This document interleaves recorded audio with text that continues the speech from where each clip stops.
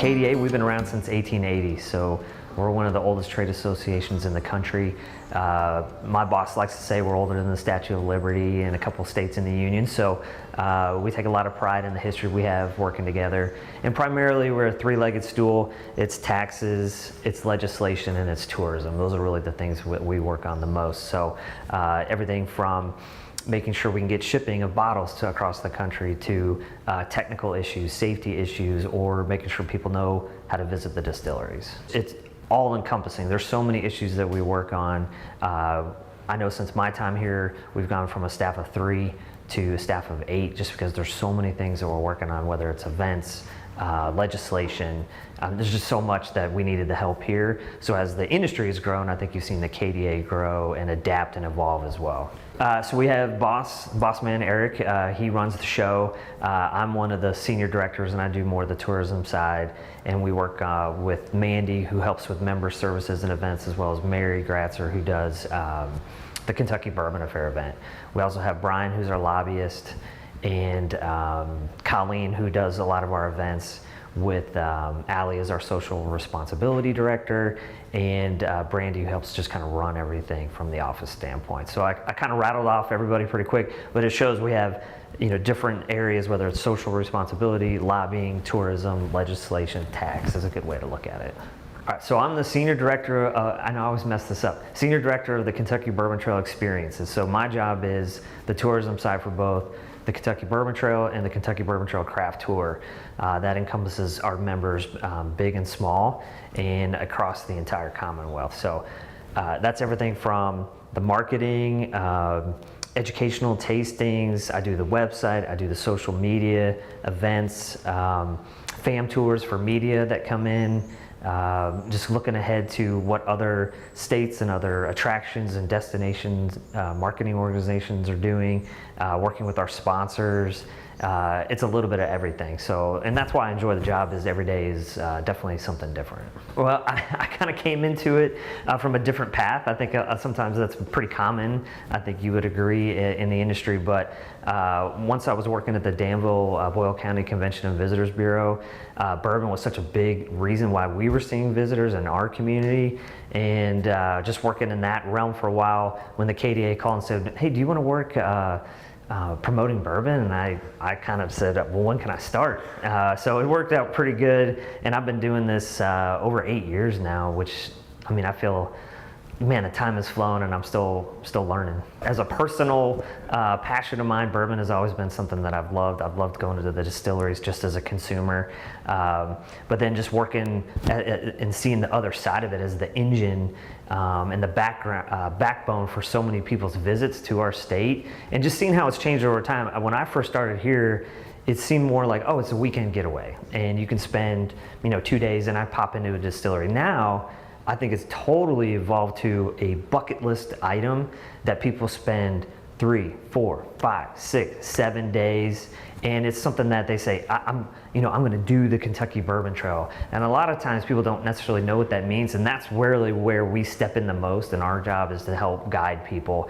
Because if you're from New York or California, you may not know what that means exactly. And so our office, I think, does a good job of breaking that down in a way that makes sense for people, depending on where they're going or how much time they have, or just those brands that they've always loved. I mean, that's been the biggest change, is people want to see, man, I really want to meet Jimmy Russell at Wild Turkey when he's sitting in the visitor center in Lawrenceburg. That's been very different from when I first started, when people are like, well, I'm in Kentucky, I'm just going to go, I think they make bourbon there. Maker's Mark is where? And then that's when we've kind of stepped in and really helped guide people along that journey for them. This is one of those questions we've really debated. I think it's a kind of a perfect storm of things. I personally think a lot of credit needs to go to bartenders. They've really shown the versatility of the spirit, and that cocktail culture has really driven a lot of that. I think so often people go, well, I'm interested, I've heard about an old fashioned before, let me try that. And like, oh man, this is pretty good. And then they say, well, I can make this at home. And I think that's really driven a lot of it. I think the Kentucky Bourbon Trail deserves a lot of credit. We've seen hundreds of thousands of visitors over the years those people I always say are my people, because they make my job so much easier, because they become evangelical about their experience here. So they go visit, Four Roses, and they start talking about, well, there's the 10 recipes, and they age it on single-story rick houses, and they're out there telling our story, and then they do the bourbon tasting at home, and that encourages the next person to come visit and that they learn about. So I think the Kentucky Bourbon Trail, cocktail culture, just the rise of premium spirits, when people want to see those elevated brands like a Maker's Mark or a Booker's. I mean, just go down the list of what people are now seeing every day on their shelf, which used to be kind of more aspirational. And I just think all that stuff's kind of combined with, people like that authentic experience. I think that term's getting a little worn thin, but I still think it holds true for us, where these are working factories and production facilities, and people, we've opened up the doors and people are just blown away about, and when they see the charm, how much people take it seriously. That's the other thing I've learned in my time here, is people take bourbon very seriously in our industry, as I think, you guys have learned, and people really want to respect and push that feeling of Kentucky bourbon. That yes, you can make bourbon anywhere, but to really have something special, it's got to be Kentucky bourbon. And so when people see that on the label, again, it's encouraged more visits here. You see Kentucky Straight Bourbon Whiskey. I think that's the best billboard we could possibly have. And so more and more people keep coming, and again, it just kind of keeps snowballing along for us. So KBT, a Kentucky Bourbon Trail, started in 1999. Next year we're going to celebrate our 21st birthday, so we hope to blow that out in an appropriate and responsible manner. And that right now consists of 17 stops, and that's everywhere from mostly central Kentucky, but we also have O.Z. Tyler out in western Kentucky. So 17 stops. That includes Jim Beam Urban Stillhouse to Jim Beam in Claremont. We've got 2 from Four Roses that are kind of alternate stops, but we typically say 17 to give the consumer a general idea that this is a big animal. The Kentucky Bourbon Trail Craft Tour is a little bit of the smaller production facilities, and that's 20 stops right now. And the biggest change for them since they started in 2012 is we've gone to more of a regional approach, because 20 distilleries is tough, and that's over 400 miles of driving to get that done. So we've made it a little bit easier for people with 4 different regions, different finishing gifts, but then if you finish the whole thing, we'll give you a nice barrel stave with the 4. We're doing kind of a challenge coin thing. So people really seem to like that. It's made it much more of an itinerary that people can kind of break down. And we laid them out in such a way that it kind of naturally bleeds into the next. So we've seen a nice push from people trying to get out there and finish that, because 20 is a lot. And then now when we say there's 37 stops between the 2 experiences, I think we're closer and closer to that kind of, I hate to use the term Napa-fication of the Kentucky Bourbon Trail, but if you go to Napa, it's overwhelming how many stops or wineries there are. And so we've really tried to break that down in a way that makes it, still manageable for us, but at the same time, I hope people have no illusions of doing this in a weekend. It's not gonna happen, all right? So it encourages these repeat visits, encourages the overnights, and in the tourism industry, we know more visits, more stays is better for the economic side of tourism. We want you to have a relaxed time. In fact, if you look, we usually say 2 to 3 stops per day, because we just don't want you, obviously from a responsibility side, but that's really tough. We want you to enjoy, come back, and I think our distilleries, that's been probably the biggest change that we've seen, is you can have a drink at the distillery. 2-3 years ago, you couldn't do that. You could have a sample, but changing the law, again, some things that Brian does every day, trying to get the legislature to see the tourism impact that laws can have, and now being able to sample there has led to, think about the explosion of cocktail experiences that we now have along the Kentucky Bourbon Trail. I probably can't even list them all, but you go from Michter's to Makers to Willett just opened their new bar in Bardstown. I could go on and on, but that has totally changed how people experience bourbon and other spirits in these distilleries. So instead of just, I'm going to take this tour, people are just taking a more relaxed time, enjoying a nice meal. Have you eaten at Bardstown Bourbon Company? It's a great meal there. And I can have a vintage whiskey, which was another law we changed, so I can drink a 1919 whiskey that I can't find anywhere else while I'm having a great meal. that has totally changed the whole vibe of our experiences, all for the best. And I think we're just now seeing the full implications of that as more and more of our distilleries roll these things out. And it's been huge for our craft tour guys, because before you might see guys putting more production into like clear spirits that don't have to be aged. And now they're putting some time into a bar that kind of showcases their spirits, and that helps with that cash flow and getting money in so they can put more of their stuff back to age and then release. So the next wave I'm seeing is some of those small guys, because of that law change, being able to put more of that product out there, and you're starting to see more and more of these newer bourbons hitting the shelf.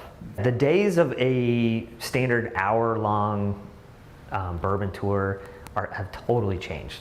So whether it's tasting flights, cocktails, restaurants, pairing meals and dinners, and then I do see and hear people moving toward some of the lodging options. I think that's going to be the next wave, because the laws, again, paved the way for that to be a possibility when before it wasn't. So I think Mayor Fisher and his bourbonism in Louisville says we're in the third inning. We might be getting into the fourth inning with some of the hospitality and hotel side of things, because you've seen other hotels embrace it. I mean, I think Distill just opened in Louisville. The Omni that opened in Louisville, their bourbon experience is amazing. Marriott Louisville East, their bar, I put it up with any hotel bar in the country. What Lockbox is doing at 21C in Lexington, having an innkeeper's tasting with Dixon Dedman and the Beaumont Inn, which is an institution. You're just seeing that side of things. I think the distilleries will move into some of that space, from what I'm hearing, to kind of capture that and really cater to that boutique bourbon visitor. I'm really curious to see what that law change long-term impact will be, allowing by the drink sales. I don't think people can underestimate what a big deal that was. I mean, if you saw Top Chef, one of the episodes was at Maker's Mark with Newman. I mean, he's a great chef down there. That place could not have existed before without that law. So on one hand, it's been great when people have been able to sample over the years and they kind of go back and say, you know, I got to taste this, this, this. But now being able to experience what we really see bourbon as is this kind of culinary complement, the cocktail complement, and just how it stands on its own. People being able to see that whole picture, I think long term, when we start seeing more of these kind of experiences in cocktail bars and restaurants and potentially hotels, I think that really changes the game for us and really become a more attractive destination than we already are. That is the $1 million question, and we do get that quite a bit. Based on what we're seeing from our recent production numbers, our guys are putting some barrels back to meet future demand. You got to have that aged spirit. It's not like evil vodka that you can just distill it and bottle it in that same day, right? So they need that time, and so it's a little bit of that kind of guessing game and forecasting, but everything we're seeing so far shows to continued growth. And as long as we can keep that international picture where we want it. As I said, the tariffs are a little bit tricky. We're still seeing the effects of that, but hopefully we can get all that worked out with the EU and other countries to lower those tariffs and then lower that kind of barrier to entry for some of our products over there. Craft tour tends to be a little bit lower in terms of visitation numbers, and they may not have some of the infrastructure that some of the bigger distilleries may have in terms of hey, you gotta have a lot of parking, you gotta have a lot of bathrooms, stuff like that. Just the infrastructure of tourism, it's different when you're a Jim Beam doing 1,500 people on a Saturday. I don't know if Jeff and Pete and Bobby at Barrel House can handle that. That's tough, right? So it's a little bit of just the logistics of handling that many people really kind of help dictate that. And you got to make sure you've got that product for those people coming in. And some of the smaller guys don't quite have enough juice yet on the shelf to be able to handle that demand of people coming in, because there's the one thing they want on the Kentucky Bourbon Trail, it's bourbon. And if you don't have that, it hurts your Yelp review a little bit. Sure. I think when I started 8 years ago, our numbers, we were probably around 500,000 visits, I would say. And when we say visits, that's because most people typically go to multiple stops. And so we can't count each person, but we count visits. So this past year, we were over 1.4 million visits. That includes Kentucky Bourbon Trail and Craft Tour visitation. Craft Tour visitation is probably around 380,000, and then the bulk is with KBT. So, I mean, it just shows the demand that has gone up, and there's just more experiences. So there's just more to see, more to do. I think it's really helped our repeat visitors. We get more and more people coming back to say, oh, I just saw Rabbit Hole, what is that? And let me go check that out, or let me go see New Riff up in Northern Kentucky. So we've really seen good growth in that because there's just more to see, more to do. 2 years ago, we did an IQS survey. There are partners out of Louisville who did a full year of intercepts of people coming in, and we learned that it's from the tourism guys' standpoint, it's perfect in the sense that 80% are from outside the state. So we know they're going to be staying in hotels, they need accommodations. We scored a 99% would recommend a future tour to a friend or family member, which is unheard of. I mean, we were blown away by that. Our name recognition was great. They tend to be a higher demographic from the typical Kentucky traveler from what the state puts out on their profile of a visitor. So a little bit higher end demographic, and they're staying longer than a typical tourist. They're spending more than a typical tourist. So it's a very good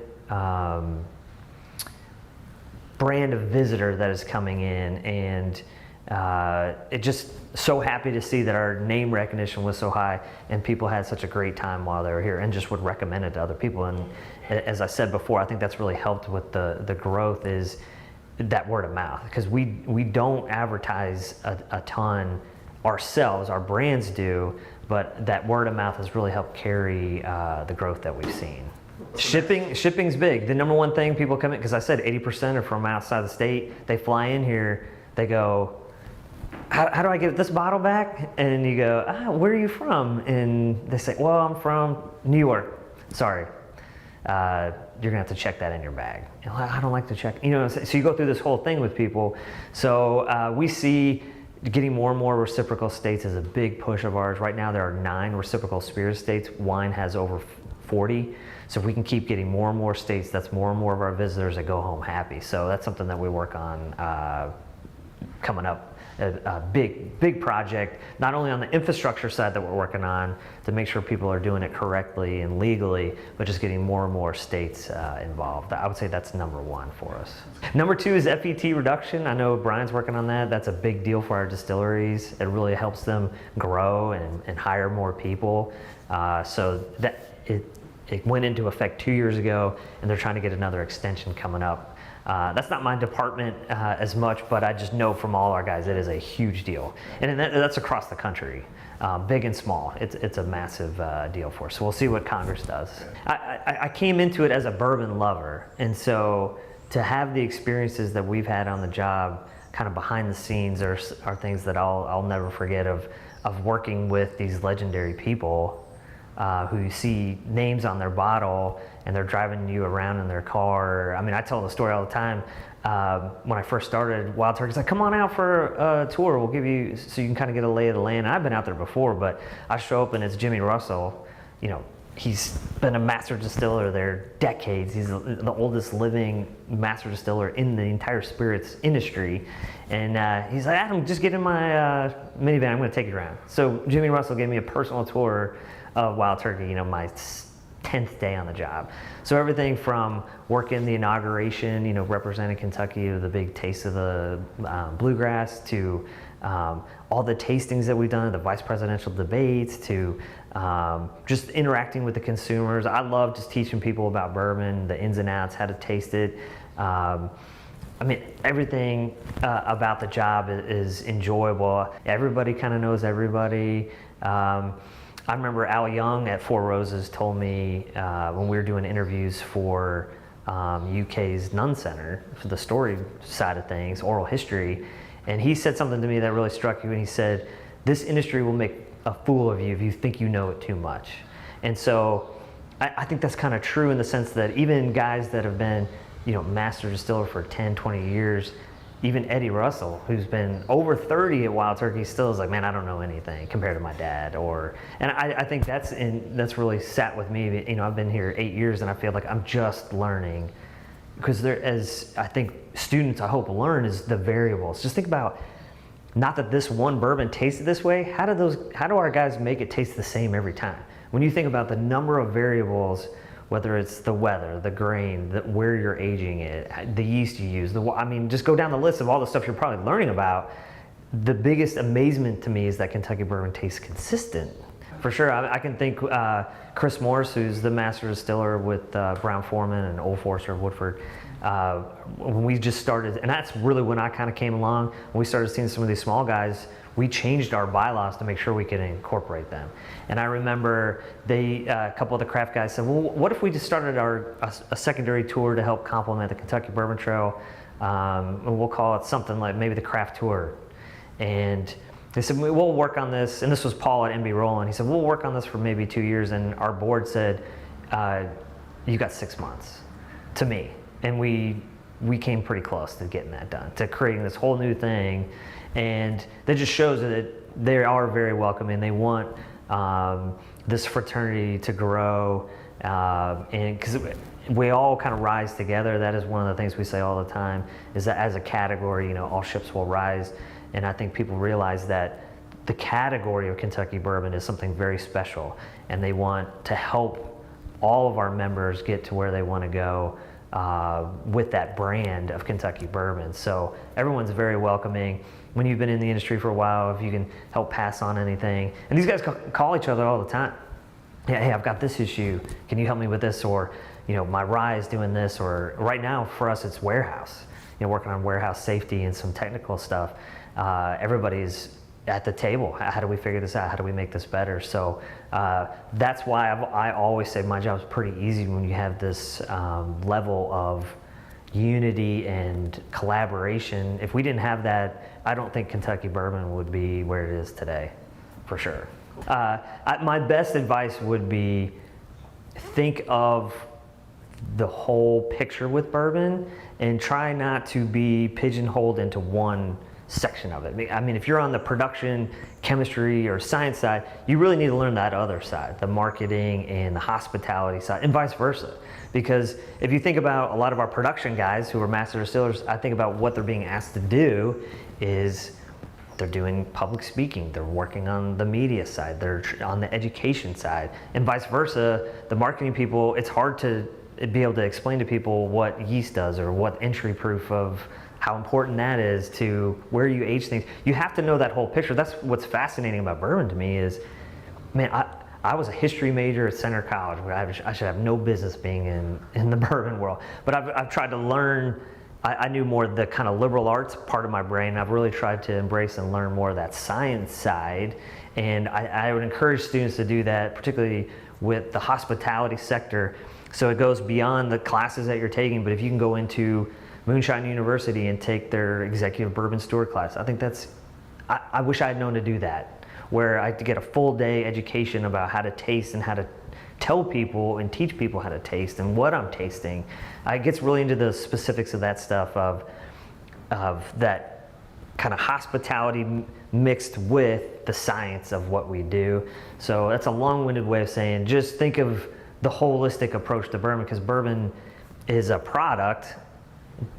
So there's the production side, but you got to think about how it's marketed and how you educate people about it, because it's still a bit of a mystery to some people. I've learned that I'm so close to it, I'm blown away that people don't know, oh, Basil Hayden is 80 proof, high rye bourbon, and people are like, who makes that? You know, we're still in the beginning of all that kind of stuff, and so the more you can do to educate yourself on the brands, the science, how to teach people about it, I think you're going to be better off. You're going to be much more a marketable person, because the people that I look to work with when we've hired people or interns is, how much do you know about the brands? How much do you know about the history? Can you talk about the science and production side? So think about the whole picture when it comes to this wonderful product. I think the hospitality probably comes first, because I feel like if you don't have that mindset and you don't have that desire to teach people and welcome them and really kind of share what I think makes Kentucky special, and when people come here, the product's just going to fall by the wayside. And I think you can learn about the product. I mean, that's the part you educate. The hospitality side, I think, is a little bit tougher because I think that comes from, your willingness to get out there and really make sure people have a great time. And I think going back to the research, the one thing that came back from all of it was the fact that each distillery recommended other distilleries. That just blew people away. They're saying, I thought you guys were competitors. But when you have people ending a tour saying, go see our friends at Peerless down the road, or go see whomever, our visitors it kind of short circuits their brain a little bit. Like, that just shows that hospitality. And when people go out of their way on their tours to give them a great time and lay out some great products on the table and really take the time to walk them through, that's what people kind of come back, take back with them from their trip. Man, Kentucky was really just, everybody was great. My tour guide was great, products were great, and I had this whole experience with these hotels and restaurants that have really stepped it up. Because, for me, winning is when everybody's singing from the same page when they're here. Because I've learned from other tourism attractions, like in the wine industry, everybody is so knowledgeable. From the taxi driver to the bar, everyone has an opinion about wine. We just want to make sure when you come to Kentucky, it's like, oh, this is the birthplace of bourbon. This is the home. Everybody knows everything. I want our visitors to go, man, even my Uber driver was telling me what distilleries to go to, and he knew that bourbon could be made in other states, or knew the definitions, 51% corn, all that stuff. I think that's a big deal, and that's where I think the students come in. It's Moonshine University, it's the distilleries themselves, it's all our partners. If we can keep creating that feeling that this is the mecca of bourbon, then I feel like I can retire a happy man.